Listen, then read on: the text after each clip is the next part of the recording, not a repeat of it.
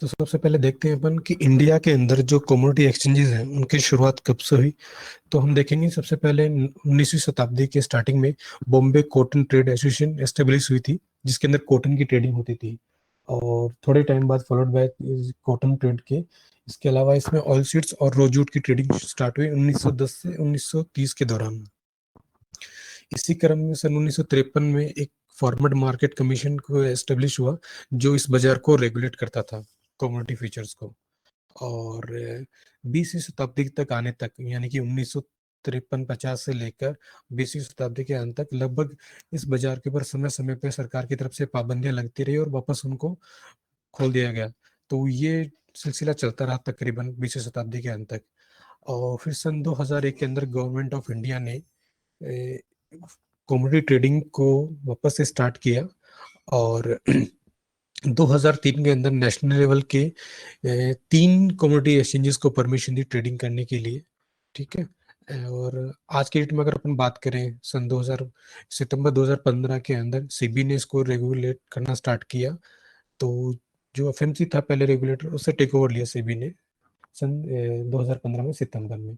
तो आज की डेट में जो इक्विटी कमोडिटी जो मार्केट है वो सब सेबी के अंडर में आता है, सेबी इसको रेगुलेट कर रहे हैं। अब अगर हम स्ट्रक्चर देखें जो कमोडिटी एक्सचेंजेस का इंडिया के अंदर है, तो सबसे पहले तो ये जो आता है मिनिस्ट्री ऑफ फाइनेंस के अंडर में आता है, और उसमें जो डिपार्टमेंट है, डिपार्टमेंट ऑफ इकोनॉमिक अफेयर्स, वो उसको पूरी तरह से गवर्न करता है। और उसके अंडर में जैसे कि सेबी है, और सेबी के अंडर में देखें तो आज की डेट में 5 नेशनल लेवल के एक्सचेंजेस हैं। तो एनसीडीएक्स, एमसीएक्स, आईसीएक्स, एनएससी और बीएससी के नाम से है। टोटल अगर अपन कमोडिटीज की बात करें ओवरऑल हर सब एक्सचेंज में मिला के, तो 91 कमोडिटीज की परमिशन मिल चुकी है ट्रेडिंग के लिए। और इस स्लाइड में हम देखें कि जो time on time regulatory side से क्या क्या स्टेप्स लिए गए हैं जब से सेबी ने टेक ओवर किया इस बाजार को। तो सितंबर 2015 के अंदर सेबी ने टेक ओवर किया। और जून 2017 के अंदर सेबी ने ऑप्शंस इन कमोडिटी की परमिशन दी ट्रेड करने के लिए। और जून 2017 के अंदर ही सेबी ने परमिट किया एआईएफ्स को ट्रेडिंग करने के लिए। एंड सितंबर 2017 के अंदर देखें तो सेबी ने परमिशन दिया जो इक्विटी और कमोडिटी जो अलग अलग फर्म्स थी उनको इंटीग्रेट करने के लिए, मतलब आप सिंगल एंटिटी के अंदर अपनी मेंबरशिप को रजिस्टर कर सकते हैं। और बैंक की सब्सिडरीज को भी अलाउ किया ट्रेड करने के लिए। और बैंक की सब्सिडी और बैंक को as a professional clearing member के हिसाब से भी इनको परमिशन दी इस बाजार में पार्टिसिपेट करने के लिए। और सितंबर 2000 के अंदर एफपीआई को परमिशन मिली कि वो अपनी पोजीशंस को हेज कर सकते हैं इंडियन कमोडिटीज के अंदर। और इसी क्रम में देखें मार्च 2019 के अंदर म्यूचुअल फंड और पीएमएस को भी अलाउ किया गया इस बाजार में ट्रेड करने के लिए, मतलब कमोडिटीज डिवीजन के अंदर। और जून 2019 के अंदर कमोडिटीज के जो इंडाइसिस है उसकी भी परमिशन मिल चुकी है, जिसके ऊपर हम आगे विस्तृत चर्चा करेंगे। अब बात करें अपन की कौन कौन सी जो कमोडिटीज लिस्टेड है स्पेशली एनसीडीएक्स के प्लेटफॉर्म के ऊपर, तो सीरियल एंड पल्सेस ग्रुप में देखें तो बाजरा, बार्ले, चना, मेज, व्हीट, मूंग और पैडी, ये कमोडिटीज आज की डेट में एक्सचेंज के प्लेटफॉर्म पे ट्रेडिंग के लिए अवेलेबल है। स्पाइसेस कॉम्प्लेक्स में देखें तो कोरिएंडर, जीरा, टर्मरिक है। और फाइबर्स में देखें तो कॉटन सीड ऑयल के कपास एंड 29 कॉटन। ग्वार कॉम्प्लेक्स की देखें तो ग्वार seed and guar gum. And oil and oil seeds की तरफ देखें तो soybean, soya refined, mustard seed, castor seed, CPO and sesame seed, ये सब ट्रेडिंग के लिए अवेलेबल है एनसीडीएक्स के प्लेटफॉर्म पे। अब अगर अपन एक छोटा सा मतलब फाइनेंशियल मार्केट मतलब कमोडिटीज को फाइनेंशियल डेरिवेटिव्स के साथ में कंपेयर करें, तो क्या क्या इसके अंदर एक मेन पॉइंट्स अपने को दिखते हैं जो डिफरेंशिएट करते हैं। तो सबसे पहले जो कमोडिटीज मार्केट है वो एक्चुअल डिलीवरीज पे सेटलमेंट होता है, जबकि जो इक्विटी मार्केट है वो लगभग कैश सेटल ही होता है। और कमोडिटीज के अंदर एक फिक्स क्वांटिटी और क्वालिटी डिफरेंस एग्जिस्ट करता है मार्केट में, जबकि इक्विटी में देखें तो ऐसा कुछ कोई भी मतलब क्वालिटी या क्वांटिटी का कोई पैरामीटर होता नहीं है, क्योंकि वहाँ पे कुछ फिजिकल में वो एग्जिस्ट नहीं करता है। इसी तरह देखिए कमोडिटीज की एक होल्डिंग कॉस्ट इन्वॉल्व होती है, जब माल डिपॉजिट होता है तो उसकी असाइंग वगैरह या वेयर हाउसिंग, इंश्योरेंस कॉस्ट, ये सब आती है। जबकि इक्विटी के अंदर ऐसी कोई भी कॉस्ट नहीं होती है, सिर्फ उसके ऊपर जो अमाउंट इन्वेस्ट किया गया उसका हम लोग इंटरेस्ट कॉस्ट ऐड कर सकते हैं। और कमोडिटीज के अंदर जो फिजिकल मार्केट है वो सीजनल मतलब नेचर पे डिपेंड करता है, उसका जो भी मूवमेंट वगैरह रहता है, जबकि जो कैश मार्केट है वो through out the year active रहता है। मेन जो फैक्टर्स जो उसके प्राइसेस को इम्पैक्ट करते हैं कमोडिटी डेरिवेटिव्स के, उसमें मेन है सबसे पहले demand and supply. Demand and supply के बेसिस के ऊपर ही बाजार के अंदर अपसाइड एंड डाउनसाइड मूवमेंट आते हैं। इसके अलावा गवर्नमेंट की तरफ से इंपोर्ट एक्सपोर्ट की जो रेगुलेशंस है वो भी इम्पैक्ट डालते हैं इसके प्राइसेस के ऊपर। और गवर्नमेंट के जो इंटरवेंशन हैं, लाइक जैसे स्टॉक लिमिट वगैरह लगाना या हटाना, वो या इंपोर्ट एक्सपोर्ट के ऊपर जो ड्यूटीज वगैरह लगती है, टाइम टू टाइम टैक्सेशन, वो सब प्राइसेस के ऊपर इम्पैक्ट डालते हैं। वही फैक्टर अगर अपन देखें इक्विटी मार्केट के अंदर, तो जनरली जो ग्लोबल और लोकल इकोनॉमिक कंडीशंस हैं वो इम्पैक्ट डालती है इनके प्राइसेस के ऊपर। और परफॉर्मेंस ऑफ द जो कंपनीज लिस्टेड रहती है उनकी ओवरऑल क्या परफॉर्मेंस रही है वो उसके प्राइसेस के ऊपर इम्पैक्ट डालती है। इसके अलावा जो गवर्नमेंट के टैक्सेशन के स्ट्रक्चर्स हैं, जो टाइम टू टाइम जो भी टैक्सेशन वगैरह लगता है, उसका इम्पैक्ट भी इक्विटी मार्केट के ऊपर पड़ता है। अब अपन देखें कि भाई एग्रीकल्चर जो कमोडिटीज हैं उसमें कौन कौन से रिस्क फैक्टर इंक्लूड रहते हैं। तो सबसे पहले जैसे मैंने लिखा है प्रोडक्शन रिस्क कंसर्न। तो जनरली जो कोई भी कमोडिटी का जो प्रोडक्शन होता है उसके ऊपर काफ़ी सारे जो इम्पैक्ट डालते हैं, जैसे वेदर की जो कंडीशंस है या कोई बीमारी लग जाती है टाइम टू टाइम या कोई पेस्ट वगैरह लग जाता है, तो वो उसके प्रोडक्शन पार्ट के ऊपर काफ़ी इम्पैक्ट डालती है और वो रिस्क इंक्रीज हो जाता है। मार्केट रिस्क रहता है। मार्केट रिस्क कैसे, मतलब जो भी कमोडिटी की जो प्राइसेस है क्वांटिटी और मार्केट के अंदर है अवेलेबल, तो मार्केट में डिमांड एंड सप्लाई की वजह से उसके ऊपर काफ़ी इम्पैक्ट आता है। सपोज टू भी अगर डिमांड बढ़ गई है तो हो सकता है कि प्राइसेस बढ़ जाएं, और अगर डिमांड नहीं है तो प्राइसेस वगैरह घट जाते हैं। या अच्छी क्वांटिटी के अंदर पैदावार हो गई है तो भी उसके जनरली प्राइसेस वगैरह घट जाते हैं अगर डिमांड एज इट इज रहती है मार्केट में। तो ये हमेशा एक रिस्क बना रहता है। फाइनेंशियल रिस्क भी इसके अंदर एक इन्वॉल्व रहता है। वो कैसे कि बहुत सारे जो किसान हैं वो अपना जो भी मतलब खेती करते हैं, तो बहुत सी मतलब वो फार्मिंग के लिए गवर्नमेंट से मनी लेके लैंड करके ही इसके अंदर ट्रेड करते हैं। तो अगर सपोज टू भी वो टाइमली पे नहीं कर पाते हैं तो वो एक फाइनेंशियल रिस्क क्रिएट हो जाता है मार्केट के अंदर उनके भी पे। लीगल और एनवायरमेंटल रिस्क, तो बहुत सारे मतलब जो इंडिविजुअल्स या बिजनेसमैन हैं, जो भी government rule and regulation changes होते हैं उसका भी इम्पैक्ट इसके ऊपर पड़ता है। ठीक है, इसके अलावा ह्यूमन रिसोर्स रिस्क, जो भी मतलब फार्मर्स की जो फैमिली है, जो भी मतलब इस फार्मिंग के अंदर इन्वॉल्व रहती है, तो अगर सपोज टू भी जो भी लेबर वगैरह और मैनेज कर रहा है इस पूरे फार्मिंग वाले पार्ट को, अगर वो टाइमली इसको अगर पूरा ध्यान नहीं दे, या सपोज टू बी हार्वेस्टिंग पे टाइम से हार्वेस्टिंग नहीं हो, या सोइंग के टाइम पे टाइमली सोइंग नहीं हो, तो वो भी इम्पैक्ट डालती है इसके प्राइसेस के ऊपर। अब अगर अपन बात करें जो एक्सचेंज ट्रेडेड कमोडिटी डेरिवेटिव्स है वो किस किस पार्ट में अवेलेबल है, तो सबसे पहले तो फ्यूचर्स के कॉन्ट्रैक्ट अवेलेबल है ट्रेडिंग के लिए, और उसके बाद ऑप्शन इन गुड्स हैं ट्रेडिंग के लिए, और लेटेस्ट जो हमने लॉन्च किया इंडेक्सेस है। जो exchange traded commodity future contract है, तो उसके अगर अपन की फीचर्स की बात करें कि भाई क्या क्या की फीचर्स रहते हैं, तो पर्टिकुलर हर एक कॉन्ट्रैक्ट का एक कॉन्ट्रैक्ट साइज रहता है कि उसकी जो क्वांटिटी हम लोग फिक्स करते हैं, प्लस मार्जिन इम्पोज रहता है उसके ऊपर। जो भी ट्रेड करना है तो एक हमें सर्टेन मार्जिन देना पड़ता है, और मार्जिन देने के पश्चात जैसे कि हर महीने की एक सर्टेन डेट को वो एक्सपायर होता है, तो तब तक के लिए मार्केट में जो मूवमेंट्स आते हैं अप एंड डाउन, तो उसको पे करने के लिए M2M वगैरह पे करना पड़ता है। और अगर पोजीशन ओपन है तो ओपन इंटरेस्ट क्रिएट हो जाता है बाजार में। हर एक कमोडिटी का एक बेसिस सेंटर रहता है जिसके बेसिस के ऊपर उसके प्राइस रिफ्लेक्ट होते हैं, प्लस डिलीवरीज वगैरह हैपन होती है। और जो भी माल एक्सचेंज के प्लेटफॉर्म पे रहता है उसका एक सर्टेन डेट के बाद में एफईडी हो जाता है माल, प्लस जो भी कॉन्ट्रैक्ट रहता है एक सर्टेन डेट को वो एक्सपायर होता है। अब अगर हम बात करें कमोडिटी इंडाइसिस की, तो जैसे कि इक्विटी के अंदर बीएससी के ऊपर सेंसेक्स है, एनएससी के ऊपर निफ्टी है, और उसी तरह एग्रीकल्चर कमोडिटीज के अंदर एनसीडीएक्स के ऊपर एग्रीडेक्स के नाम से इंडेक्सेस अवेलेबल है ट्रेडिंग के लिए। अब अपन की फीचर्स की बात करें जो एग्रीडेक्स है, तो उसकी कुछ पार्ट है यहाँ पे मैं ब्रीफ बताना चाहूँगा। सबसे पहले तो कंपोनेंट जो एग्रीडेक्स बनाया गया है, ठीक है, तो उसके अंदर कुछ सेलेक्टेड कमोडिटीज ली गई हैं और उनका एक वेटेज डिफाइन किया गया है। उस वेटेज की बेसिस के ऊपर ही यहाँ पे जो भी कमोडिटीज है वो चल रही है। जैसे कि इसमें मैंने मेंशन किया कि एटलीस्ट मिनिमम 75 करोड़ का टर्नओवर होना चाहिए या 75 से ज़्यादा का, वही कमोडिटीज इसके ऊपर ट्रेडिंग के लिए अवेलेबल रहेंगी।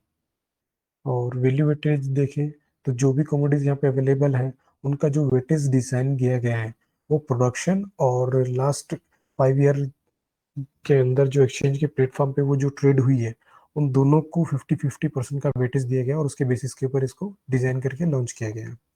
और जो भी यहाँ पे कमोडिटीज इसके अंदर आई है, कंपोनेंट हमने लिए हैं, उनका फ्लोर और कैप भी डिसाइड किया गया है।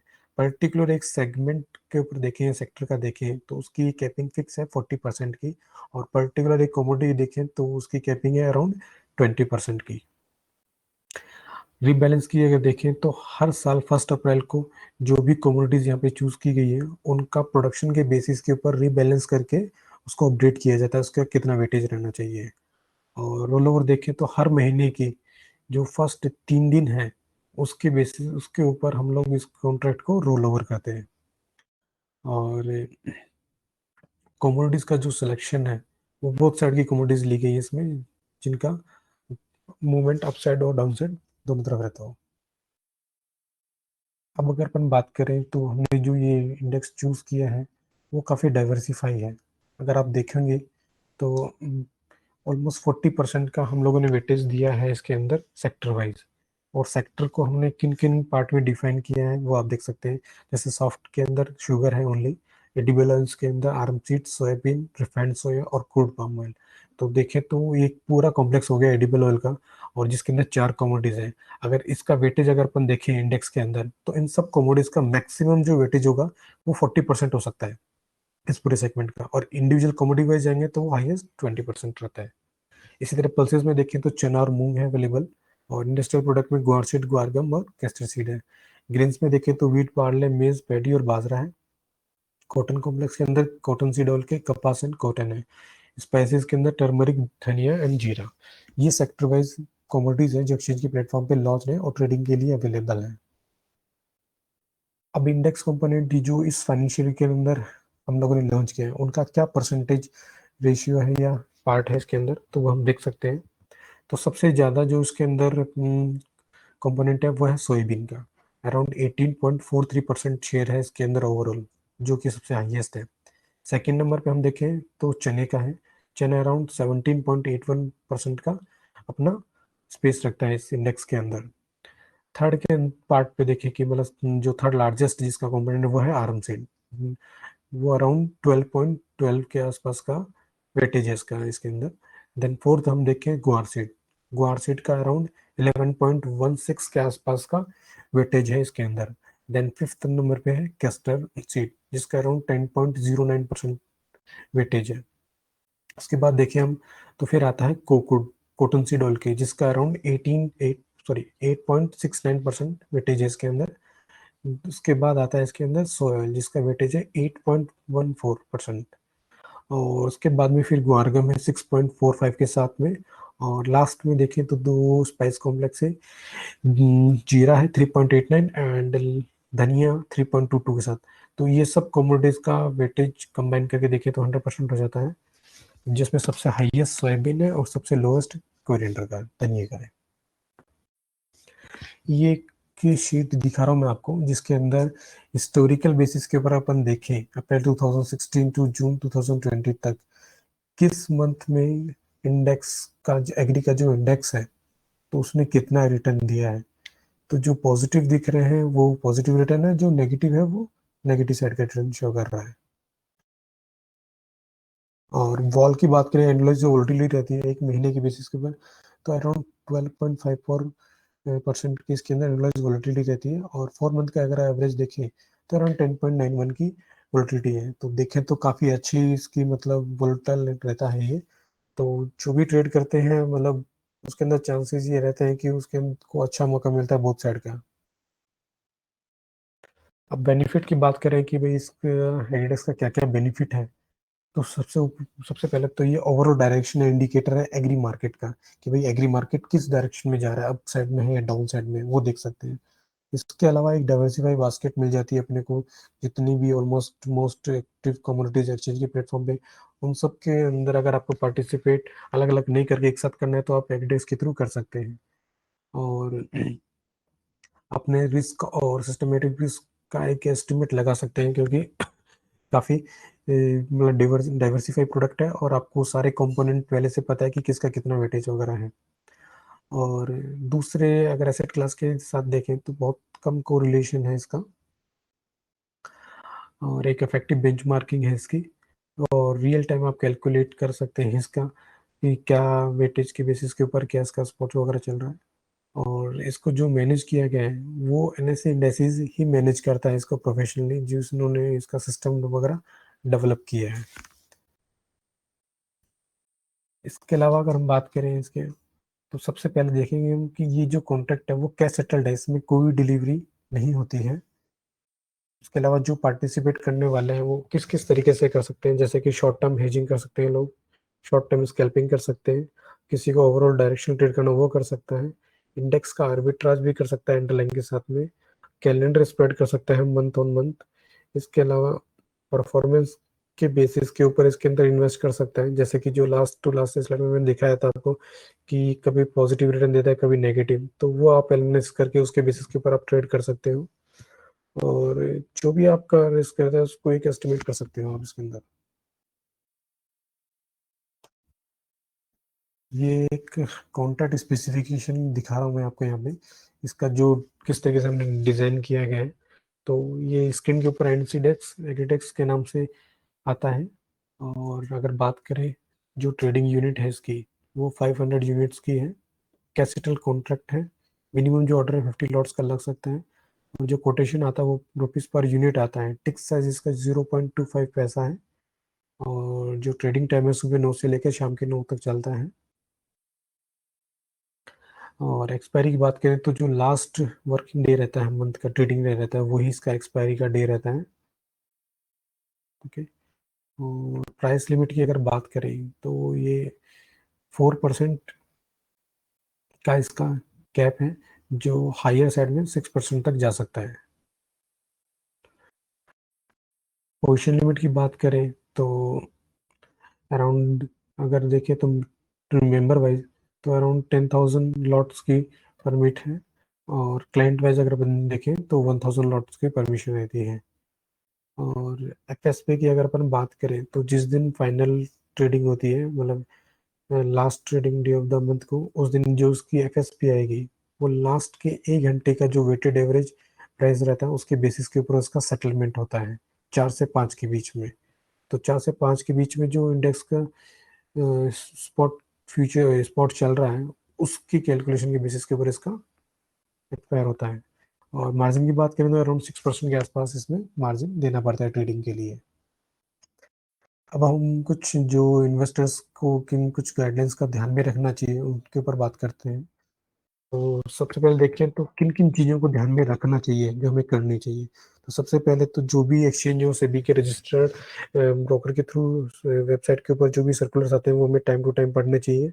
इसके अलावा हम जो भी ट्रेड करें वो एक्सचेंज रजिस्टर्ड मेंबर के थ्रू ही करें, और ट्रेड करने से पहले हम अपनी केवाईसी को फुल्ली फिल करके ही ट्रेड करें।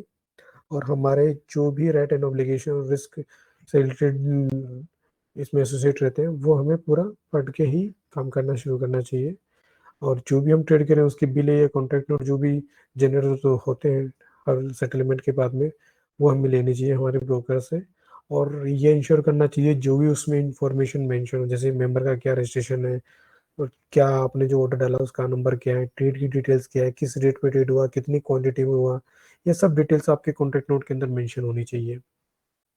आप क्रॉस चेक भी कर सकते हैं उस ट्रेड की जेन्युइननेस थ्रू एक्सचेंज की वेबसाइट पे जाके, जहाँ पे ट्रेड वेरिफिकेशन का एक टैब रहता है, वहाँ पे आप अपने ट्रेड नंबर की डिटेल डाल के चेक कर सकते हैं कि वो एक्चुअल के में एक्सचेंज के प्लेटफॉर्म पे हुआ है या नहीं हुआ है।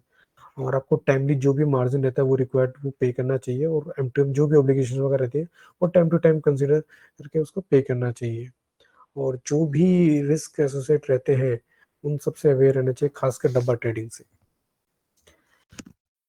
अब बात करें अपन फर्दर, तो जो भी अपनी स्टेटमेंट्स वगैरह रहती है ट्रेडिंग से रिलेटेड, उसको आपको अपना रेगुलरली मतलब वॉच करते रहना चाहिए। और जो भी आप चेक वगैरह इशू करते हैं तो वो उसके ऊपर क्लियरली जो सेबी रजिस्टर्ड मेंबर रहता है, सेबी के अंदर उसका किस नाम से रजिस्ट्रेशन है उसको ध्यान में रखकर ही उसके अंदर मेंशन करके डिटेल अपने को देनी चाहिए। और पीरियडिकली जो भी सेटलमेंट वगैरह फंड और सिक्योरिटी से रिलेटेड रहते हैं तो वो चेक करते रहना चाहिए कि ब्रोकर आपको टाइमली अपडेट कर रहा है या नहीं कर रहा है। इसके अलावा PMS services particular commodity market के अंदर ऐसे अवेलेबल नहीं है, तो उस चीज़ को ध्यान में रखकर ही अपने को उसमें पैसा लगाना है कि मतलब कोई और उसको मैनेज ना करे। और कोई भी फंड हम इस बाजार में लगाते हैं तो अनऑथराइज मेंबर या एक्सचेंज के थ्रू अपने को ट्रेड नहीं करना चाहिए, क्योंकि फिर उसका सेटलमेंट एक्सचेंज के गाइडेंस में नहीं आता है। ये कुछ चीज़ें हैं जिनको अपने को अवॉइड करना चाहिए इस बाजार में ट्रेड करने से पहले। तो हमें किसी भी अनरजिस्टर्ड ब्रोकर या एक्सचेंज के थ्रू अपने को ट्रेड नहीं करना चाहिए। और जो भी लिस्ट है इसकी अवेलेबल रहती है सेबी की वेबसाइट पे, एक्सचेंज की वेबसाइट पे कि कौन कौन से मेंबर रजिस्टर्ड है उनके थ्रू। कोई भी ट्रांजेक्शन ऑफ मार्केट नहीं करना चाहिए, ठीक है, जैसे कि वो डब्बा ट्रेड रहता है जनरली। और किसी भी तरह की जो लुभावनी एडवर्टाइजमेंट वगैरह या बाजार में कुछ रिमोर हो या कोई हॉट टिप्स वगैरह प्रोवाइड कराता है तो उस टाइप के झांसे में नहीं आना चाहिए। और जो भी ट्रेड करें उससे पहले अपना रिस्क डिस्क्लोजर डॉक्यूमेंट पढ़ लेना चाहिए। कोई भी साइन बिना साइन किए हुआ कॉन्ट्रैक्ट नोट अपने को एक्सेप्ट नहीं करना चाहिए। किसी भी तरह की मार्केट में जो रूमर है उस पर नहीं सोचना चाहिए। और जिस अपनी जो भी पोजीशन बनाए या बढ़ाते हुए चलते हैं, बियॉन्ड अपनी कैपेसिटी के अपने को नहीं बनाना है कभी भी। हमेशा पोजीशंस को अपनी लिमिट में ही रखना है। और किसी भी तरीके के जो ये वादे किए जाते हैं मतलब रिसर्च एनालिस्ट के, उनके अंदर नहीं आ करके अपने आप को सेल्फ डिसीजन लेना चाहिए। और don't miss the keep tracking of your value. अपने को हमेशा अपने जो भी फाइनेंशियल ऑब्लिगेशंस वगैरह है उनको ध्यान में रखकर नोटिस में डालकर ही अपने को ट्रेड करना चाहिए। और किसी भी तरह की बाजार में जो प्रोडक्शन रिपोर्ट है बनाई जाती है प्रिंट मीडिया में, उन पर पूरी तरह से भरोसा ना कर करके अपनी खुद की सेल्फ एनालिसिस करके ही अपने को ट्रेड करना चाहिए। थोड़ा सा मैं आपको डब्बा ट्रेडिंग की बता दूं कि डब्बा ट्रेडिंग क्या है और किस तरह से डब्बा ट्रेड को अपन लोग डिटेक्ट कर सकते हैं, उसके क्या कंसिक्वेंसेस हैं और क्या लीगल प्रोविजन बनी हुई है उसको लेकर। तो डब्बा ट्रेडिंग एक पूरी तरह से इलीगल ट्रेड होता है जो कि एक्सचेंज से बाहर ट्रेड होता है, जहां मीन टू से मतलब एक्सचेंज के प्लेटफॉर्म पे उसका कोई एग्जिस्टेंस नहीं रहता है। और डब्बा ट्रेडिंग जो है वो मतलब रेगुलेटरी प्रीव्यू से बाहर है, रेगुलेटरी प्रीव्यू नहीं आता है। जो भी ट्रेड एग्जीक्यूट होता है वो एक्सचेंज के प्लेटफॉर्म पे नहीं होकर के किसी के सेल्फ टर्मिनल पे एग्जीक्यूट होता है।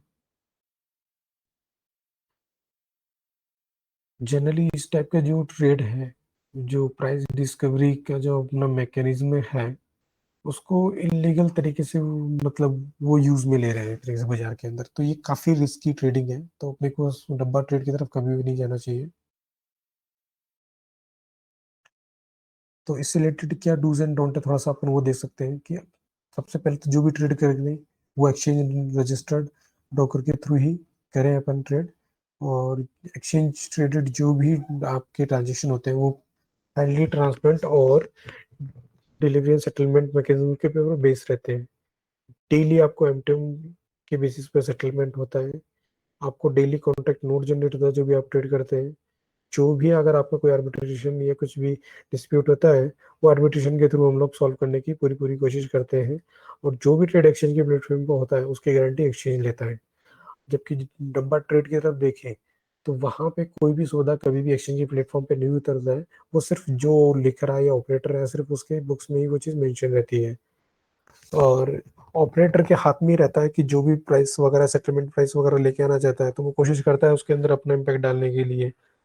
साथ ही आपको किसी भी तरह का कोई मार्जिन वगैरह नहीं देना पड़ता, कुछ एम2 नहीं देना पड़ता अगर आपने डब्बे में ट्रेड किया तो। और ना ही वो कोई रिटर्न में आपको किसी भी तरह का कुछ बिलिंग वगैरह प्रोवाइड कराएगा। ना ही वहाँ पे किसी भी तरह की कोई भी अगर आपकी कुछ क्यूरी होती है तो उसको रिड्रेसल करने का कोई तरीका है।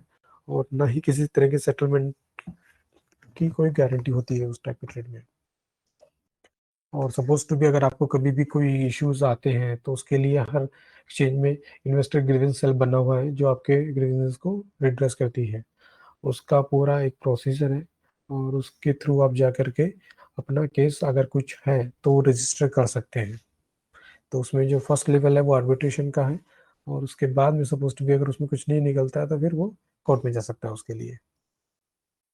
तो इसी के साथ में मेरी प्रेजेंटेशन को ख़त्म करता हूँ। फर्दर अगर आपकी कोई भी क्यूरी है related to indices, commodity indices for Agridex, तो आप मुझे लेफ्ट हैंड साइड में जो टैब है Q&A, वहाँ पे क्लिक करके और अपना क्वेश्चन टाइप कर सकते हैं। मैं कोशिश करूँगा उसका आंसर देने की।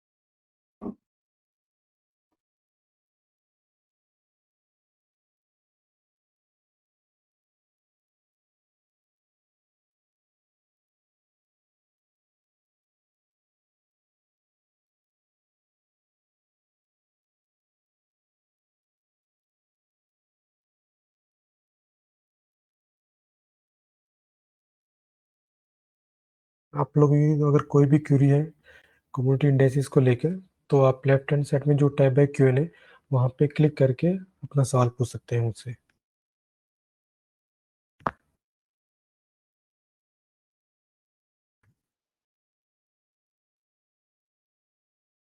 अगर आपका कोई सवाल नहीं है तो आज का सेशन फिर मैं यहीं क्लोज करना चाहूँगा।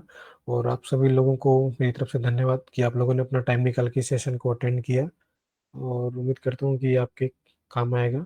और इस सेशन से रिलेटेड जो लिंक है रिकॉर्डिंग का, वो आपसे पोस्ट इस सेमिनार के बाद में शेयर, सॉरी वेबिनार के बाद में शेयर कर लिया जाएगा। तो thank you once again everyone.